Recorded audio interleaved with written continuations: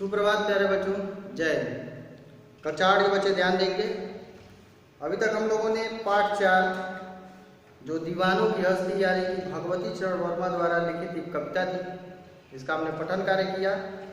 इसके जो भी अभ्यास प्रश्न है वो PDF फॉर्मेट में, JPG फॉर्मेट में आपको आपके व्हाट्सएप ग्रुप में या फिर स्कूल के एप्लीकेशन में उपलब्ध करा दिए जाएंगे। आप उन प्रश्नों को देखकर अपनी उत्तर पुस्तिका में लिखेंगे, कंप्लीट कर लेंगे पूरा करके और उसे याद भी करेंगे और समय के साथ आप उसे भेजेंगे भी ताकि उसे चेक किया जाए और फिर आपको पुनः वापस लौटाई जा सके। तो हम आगे बढ़ते हैं अब नए पाठ, नवीन पाठ की ओर। आपके PT फर्स्ट का ये अंतिम जो पाठ है पाठ्यक्रम के अनुरूप, चिट्ठियों की अनूठी दुनिया, जिसको लिखा है अरविंद कुमार सिंह जी ने। चिट्ठियों की अनूठी दुनिया, तो पत्रों की दुनिया भी अजीबोगरीब है। चिट्ठी से आप लोग परिचित होंगे, हो सकता है कुछ लोग न भी परिचित हों, क्योंकि आजकल का जो ज़माना है, आजकल का जो माहौल है, जो आजकल की परिस्थितियां हैं, वो इंटरनेट का युग है। आज का जो युग है इंटरनेट का युग है। इंटरनेट से तो लगभग मुझे लगता है कि सभी लोग परिचित होंगे, क्योंकि इसका आप प्रयोग करके मुझे देख पा रहे हैं, मुझे सुन पा रहे हैं। यूट्यूब पे सारे वीडियोस को आप देखते हैं, भली भांति आप एप्लीकेशन से सारे वीडियोस को या PDF फाइल्स को अपलोड करते हैं और चेक करते हैं और उनसे अपना होमवर्क करते हैं। तो इंटरनेट से तो मुझे लगता है सभी लोग भली भांति परिचित हैं।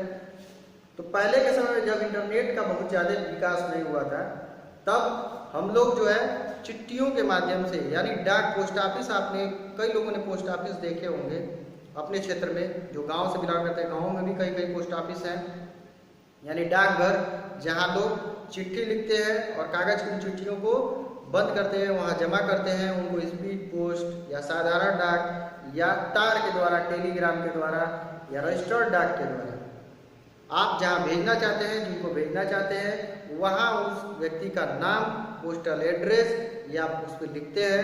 अब तो अगर आप डाकखाने तो अभी भी हैं, अगर आप कोई भी चीज़ें, महत्वपूर्ण चीज़ें जो है भेजने के लिए, यानी इंटरनेट का कार्य क्या है, इंटरनेट पे सारी चीज़ें एक तरह से सॉफ्ट कॉपी में भेजी जाती है। आपको अगर कोई चीज़ भेजनी भी है तो उसका स्कैन करके आप भेजते हैं, लेकिन हूबहू वही चीज़ अगर आपको वहाँ पहुँचानी है तो उसका प्रयोग आप डाक विभाग के द्वारा ही करते हैं।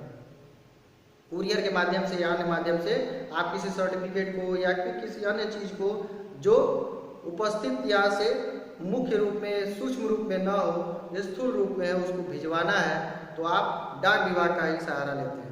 तो डाक विभाग क्या करता है, उन चीज़ों को हूबहू जिनको आप भेजना चाहते हैं वहाँ पहुँचा देता है। उसके कुछ चार्ज हैं जो आप अदा करते हैं, पे करते हैं, भुगतान करते हैं और आपकी जो ज़रूरत की चीज़ है जहाँ पहुँचाना चाहते हैं वहाँ भेज दी जाती है, या आप तक कोई अपनी चीज़ पहुँचाना चाहता है वो आपको भेजता है।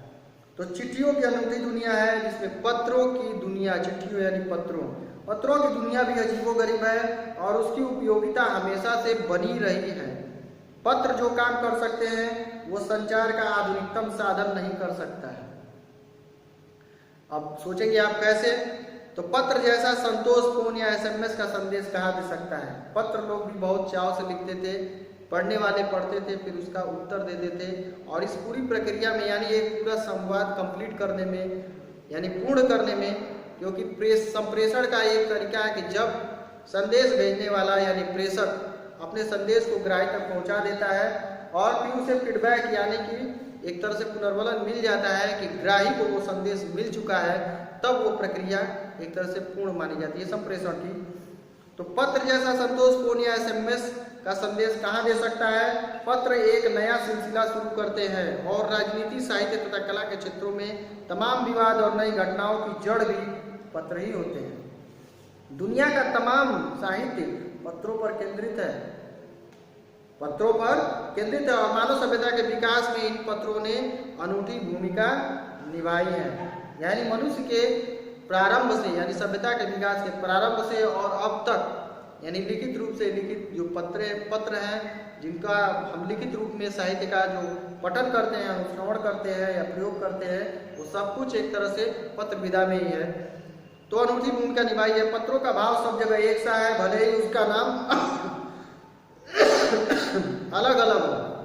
पत्र को उर्दू में खत कहते हैं, संस्कृत में पत्र कहते हैं, कन्नड़ में कागज कहते हैं, तेलुगु में उत्तरम कहते हैं, जाबू और लेख तथा तमिल में कडिग कहा जाता है।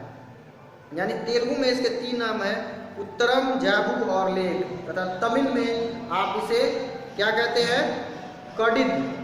कडिद नाम से बुलाया जाता है पत्र को। पत्र यादों को सहेज कर रखते हैं, यानी इसे आप एक तरह से, ये हार्ड कॉपी में होते हैं, स्थूल रूप में होते हैं, आप इन्हें चाहें तो आप कहीं सहेज कर अपनी अलमीरा में, अलमारी में या ड्रॉअर में आप रख सकते हैं।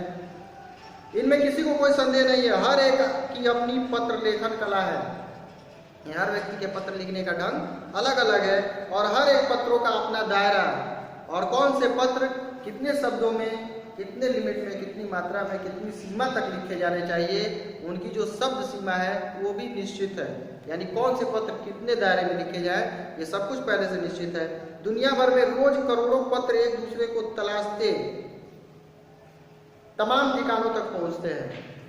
यानी भले ही आज इंटरनेट का युग है, लेकिन आज के समय में भी डाकखाने का जो महत्व है, पोस्ट ऑफिस का जो महत्व है, पत्र का जो महत्व है, वो अपने आप में उसका जो महत्व है वो बखान नहीं किया जा सकता। क्योंकि अगर कोई भी चीज़ अगर हम स्थूल रूप में किसी को भेजनी हो या कहीं पहुंचानी हो, तो आप पत्रों के माध्यम से या डाक विभाग के माध्यम से उसकी सहायता लेते हैं। भारत में रोज 4.5 करोड़ चिट्ठियां डाक में डाली जाती हैं, जो साबित करती हैं कि पत्र कितनी अहमियत रखते हैं।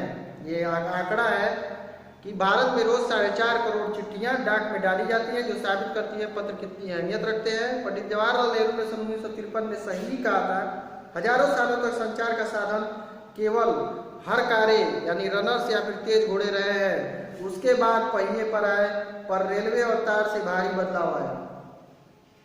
प्रधानमंत्री जो नेहरू जी थे, हमारे देश के पहले प्रधानमंत्री थे, उन्होंने 1953 में क्या कहा था कि हजारों सालों तक, यानी डाक विभाग का पत्र का ये जो आविष्कार हुआ था, इसके पहले हमारा संदेश कैसे पहुंचता था, कहीं हरकारे, यानी वो बोलता हरकारे को भेज दो, यानी रनर्स यानी दौड़ने वाले जो होते थे, वो इस मामले में बिल्कुल उस्ताद होते थे, दौड़कर एक जगह से संदेश को दूसरी जगह पहुंचा देते थे, हरकारे भेजना, या फिर तेज घोड़े रहे, या फिर उसके बाद जब घोड़ों का आविर्भाव हुआ, घोड़ों के माध्यम से लोग उसका प्रयोग करने लगे, तो घोड़ों के माध्यम से ये सूचना एक जगह से दूसरी जगह भेजी जाने लगी। फिर उसके बाद पहिए आए, फिर उसके बाद पहियों के माध्यम से, यानी बैलगाड़ी या फिर अन्य प्रकार की गाड़ियां, जिनके माध्यम से डाक को यहाँ से लाकर दूर दराज के क्षेत्रों में भेज दिया जाए, पर रेलवे और तार से भारी बदलाव आया। यानी मोटर कार या फिर इन सब चीजों के बाद से जब रेलवे का आविष्कार हुआ, तो रेलवे और तार के माध्यम से भारी बदलाव, तार के द्वारा एक जगह की सूचना तुरंत कुछ क्षण में दूसरी जगह पहुंच जाती है जहां भेजना चाहते हैं। और रेलवे जो क्या करता है, आपके डाक को एक जगह से दूसरे जगह railway station to railway station वो पहुंचाता रहता है। तार ने रेलों से भी तेज गति से संवाद पहुंचाने का सिलसिला शुरू किया, यानी जो आप संदेश यहाँ टाइप कराएंगे, वहां उस जगह जो उपस्थित व्यक्ति है उसको तुरंत वह संदेश मिल जाता। तार में ऐसी सुविधा थी, यानी एक तरह से जो भी कुछ आप यहाँ लिख रहे हैं, संदेश टाइप करा रहे हैं, वहां दूसरी जगह वही चीज जाकर उस संदेश के रूप में, लिखित रूप में उस पाने वाले आदमी को यानी ग्राही को मिल जाती थी। यानी तार सबसे तेज माध्यम था अपना संदेश पहुंचाने का। अब टेलीफोन, वायरलेस और आगे रेडार दुनिया चल रहा है।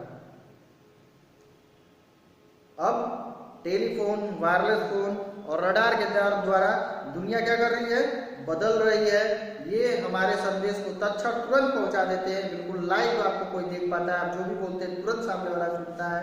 यानी जिससे आप सामने हो रहकर संवाद किसी से कर सकते हैं, वो टेलीफोन या फिर मीडिया फोन या फिर वायरलेस या फिर रडार इत्यादि के द्वारा काफी सुगम हो गया है। पिछली शताब्दी में पत्र लेखन ने एक कला का रूप ले लिया। डाक व्यवस्था के सुधार के साथ पत्रों को सही दिशा देने के लिए विशेष प्रयास किए गए। पत्र संस्कृति विकसित करने के लिए स्कूली पाठ्यक्रमों में पत्र लेखन का विषय भी शामिल किया गया। आज भी हिंदी के साहित्य में आपको पत्र लिखने की कला बताई जाती है, पत्र कैसे लिखना है। पत्र दो होते हैं, औपचारिक और अनौपचारिक। औपचारिक पत्र यानी आप किसी पदाधिकारी को लिखते हैं, किसी सम्रांत पद पर रहने वाले व्यक्ति को लिखते हैं। जो एक आदरणीय सम्मानित जन होता है, पद होता है, पद को लिखते हैं वो औपचारिक पत्र, और आप किसी अपने प्रियजन स्वजन को लिखते हैं वो अनौपचारिक पत्र होता है। तो इन पत्रों को किस प्रकार से लिखा जाता है, इनका लिखने का ढंग क्या है, ये आप अपनी हिंदी लिटरेचर, हिंदी साहित्य में आप भली भांति पढ़ेंगे और जानेंगे। तो स्कूली पाठ्यक्रम में पत्र लेखन का विषय भी शामिल किया गया। भारत ही नहीं, दुनिया के कई देशों में ये प्रयास चले और विश्व डाक संघ ने अपनी ओर से भी काफी प्रयास किए। विश्व डाक संघ की ओर से 16 वर्ष से कम आयु वर्ग के बच्चों के लिए पत्र लेखन प्रतियोगिताएं आयोजित करने का सिलसिला 1972 से शुरू किया गया है। यानी 16 वर्ष से कम उम्र के जो बच्चे हैं उनको पत्र लिखने के लिए प्रोत्साहित करने के लिए, उनको इंकरेज करने के लिए ये कंपटीशन यानी कि प्रतियोगिताएं रखी गई, उनमें कुछ इनाम निश्चित किए गए। पत्र जिसने बच्चे ने अच्छा लिखा है, सबसे बेहतर लिखा है, उसे पुरस्कृत किया जाता है, और बाकी जो बच्चे उस प्रतियोगिता में आए होते थे वो से प्रोत्साहित होते थे कि वो भी अगले जो प्रतियोगिता होगी उसमें अपना बेहतर प्रदर्शन करेंगे ताकि उन्हें वो पुरस्कार मिले। तो 1972 से यह सिलसिला शुरू किया गया, क्रम शुरू किया गया। यह सही है कि खास तौर पर बड़े शहरों और महानगरों में संचार साधनों के तेज विकास तथा अन्य कारणों से पत्रों की आवाजाही प्रभावित हुई है, पर देहाती दुनिया आज भी चिट्ठियों से ही चल रही है। देहाती दुनिया जहाँ संचार के साधन नहीं है, इस प्रकार की अत्याधुनिक सुविधाएं नहीं है, वहाँ चिट्ठियों के माध्यम से ही आज विचारों का आदान प्रदान, संदेशों का आदान प्रदान हो रहा है। फैक्स, ईमेल, टेलीफोन तथा मोबाइल ने चिट्ठियों को तेजी को रोका है।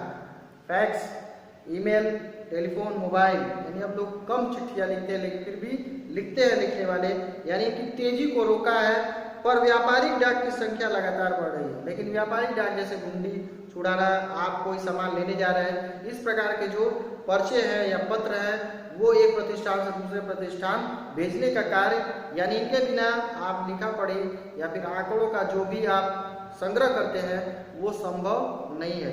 इसलिए व्यावसायिक पत्रों का चलन बढ़ रहा है। तो इसके पश्चात जो अगली कक्षा होगी उसमें हम आगे के वीडियोज, आगे के पठन कार्य को देखेंगे। अभी के लिए आपकी कक्षा समाप्त।